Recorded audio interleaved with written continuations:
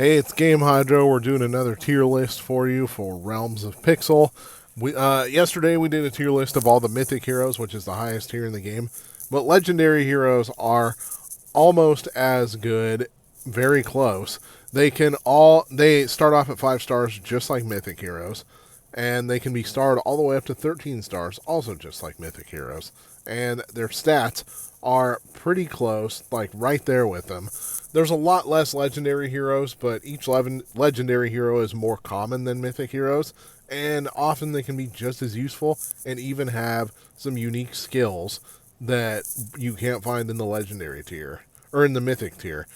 So, without further ado, we're going to do a tier list of legendary heroes, starting with Cloud Caller Ogier. I think that's how you pronounce it. Ogier. I'm just going to go with it.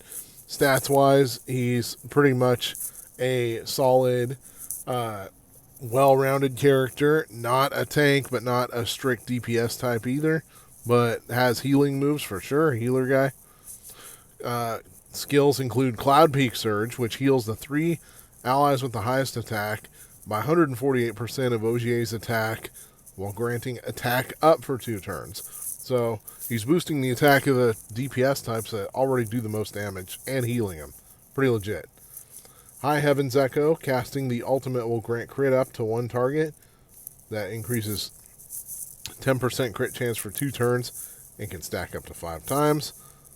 And looking at the buff skill, it's not quite as good of a buff as the ones you get from the mythic characters, but it's still pretty good. 15% max hit point, 10% attack. Soul Resonance removes 2 debuffs from the 1 ally with the highest attack at the end of the turn. So, Cloud Caller Ogier has a very specific use here, which is to protect and power up your chief DPS type. That's certainly a useful tactic to use in the right formation. I'm giving this dude a B+. Alright, Emissary Beauchamp. I know I didn't pronounce that right, but I'm not French, nor am I from Louisiana, so I'm not even going to bother. And looking at her stats, she's definitely more of a DPS type, ice type.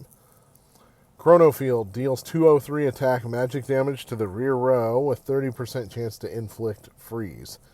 And freeze immobilizes for 1 turn or until the enemy's attack 3 times. That's pretty good. Spatial Pursuit, 20% chance to inflict freeze with normal attacks. Alright. I mean, the fact that freeze only lasts for 1 turn, I don't know how I feel about that, but still. Buff, same thing. Overlapping Shadows. Beginning of each turn, you gain 1 crit chance if hit points are not below 30. Or, 10% higher crit chance. 10% attack instead if HP is below 30.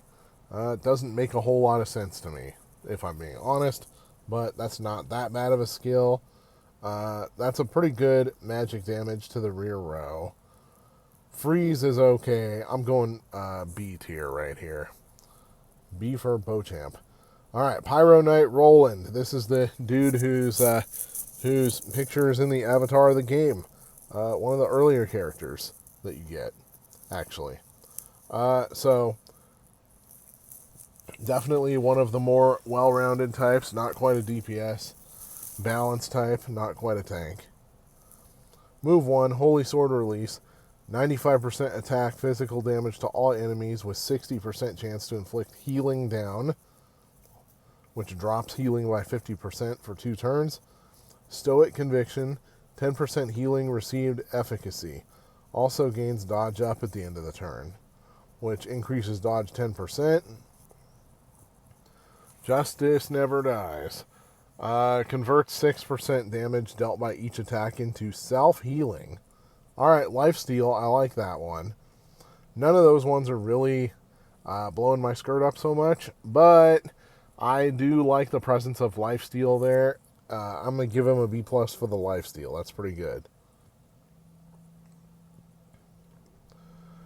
Now you got Anastasia Moonshadow. This is one of my absolute favorites for single-player mode.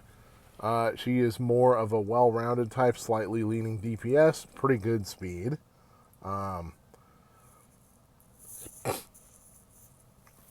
The kill attack is Moonblade damage, which deals 269% attack physical damage to the enemy with the lowest health. If this skill kills the target, it will be cast again at 155, and again if the additional scores a kill too. So I love Moonblade Dance because it has the chance to knock out every enemy in one shot if she's strong enough.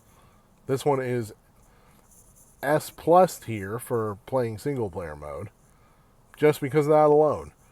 Aurora Sword. Each normal attack, 30% chance to trigger a combo, dealing 60% physical damage. Frostbite Moonbeam, 8% attack for each kill, up to 3 stacks, lasts for the whole battle. None of that is all that special, aside from casting again when you kill, which I really like, and can especially make her a force to be reckoned with when she's overpowered.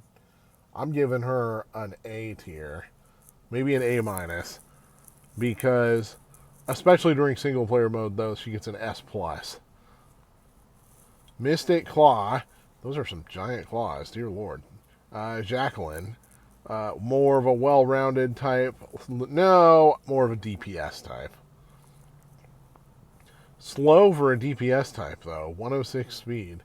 Dance of Sand, 156 to the middle and rear row, with a 40% chance for magic backlash. Takes damage equal to 20% of attack when performing a magic attack for 2 turns. It's not that bad. Actually, that's pretty good. Perfect Leap. Normal attacks now deal 80% magic damage to the rear row enemies, with 30% chance to magic backlash. Lingering Gaze increases damage by 10%, additional 20% against male targets. Oh my god. We got some waifu business going on here. Anyways, I'm going B plus A minus tier for her because that's a pretty good AoE attack, and I like magic backlash. But the ultimate attack is not that impressive. Next up, we got Promeneur Delina, and this one is a DPS type for sure. Deals 203 attack damage to the rear row, 30% chance to inflict Revival Denied for 4 turns. Damn, that's pretty cold. 10% extra damage to targets that are bleeding. Okay, but it doesn't actually cause bleed. It just does damage to targets that are already bleeding. Alright. Moonlit Hunt. Reduce all enemies, heroes, healing efficacy by 20% for 2 turns. Cannot be removed.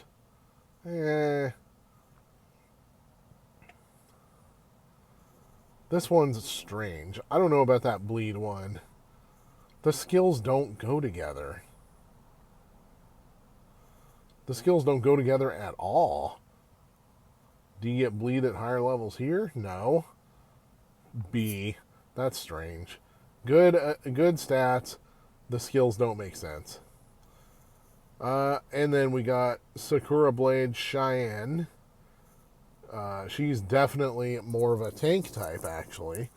So far, the first tank type that we've seen in the legendary tier. That's valuable. Sakura Fury, AoE, 203% attack damage to the front row enemies with a 30% chance for penetration for 2 turns, which means 30% lower defense. That is hardcore. That'll warm enemies up to be absolutely smoked by your DPS types. Casting the ultimate has a 70% chance to grant hit point shield. Lasts for 2 turns. Absorbs damage up to 10.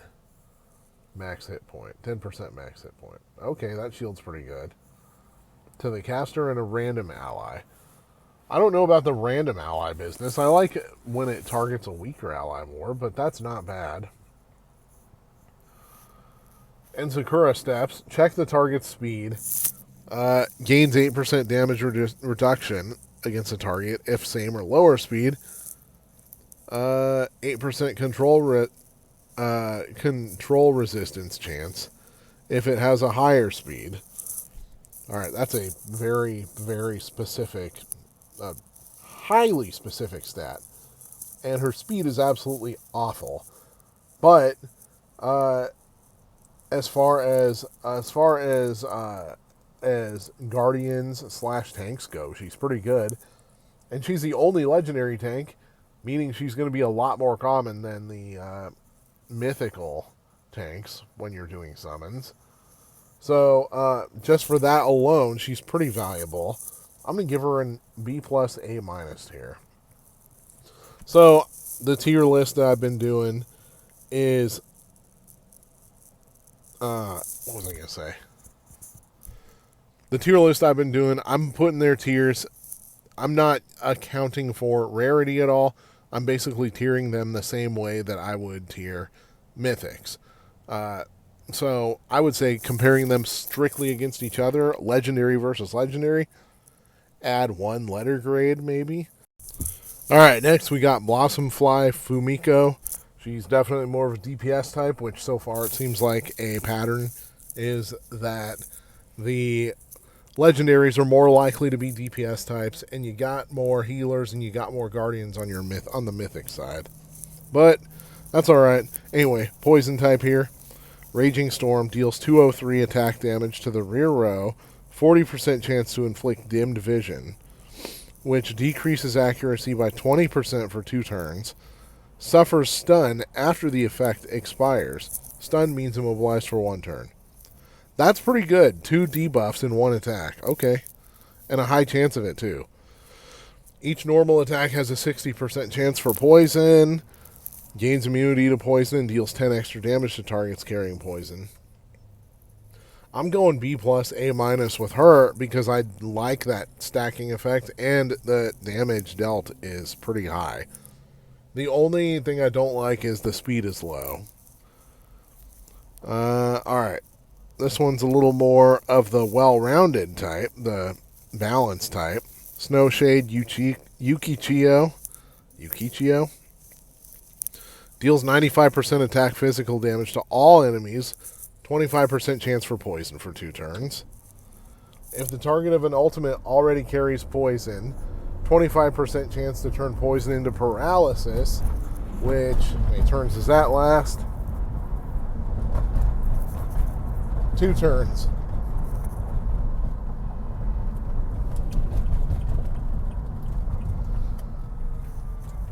Weaken Prey. 20% crit chance against poison. Targets that are poisoned. Not that bad. Not that great. I guess I will go B with her, because none of those are impressing me that much, but none of them suck either. So, for those of you who saw my Mythic video, Jimbo's still my least favorite, because Jimbo's shite. And then last one, Wallflower Luann. Damn, that is a southern name right there. Even though she doesn't look southern, that is a massively southern name. This one is a healer. Overall stats are a little more on the well-balanced side. Speed sucks, though, unfortunately. Skill 1, Full Fragrance. 4 allies with the lowest hit points healed by 109% while granting continuous recovery, which is 25% every turn for 2 turns. So that's a total of like 170% of her attack just spread out across 3 turns. Pretty good. The ultimate has a 75% chance to remove 1 debuff from the targets. That's pretty good, especially if you're facing a party that's got heavy debuffs. Blossomfly grants hit point shield to the 2 allies with the highest attack for 2 turns. The shield lasts for 2 turns and absorbs damage up to 10 max hit points. So that's pretty good for powering and protecting your DPS type. Not the best, but pretty good. Her stats kind of stink, though. I'm going B, maybe B+, because healers are always valuable. So if you don't have any better healers in the party, put her in the party for sure. Don't skip her. Anyways, this is Game Hydro. Please like and subscribe.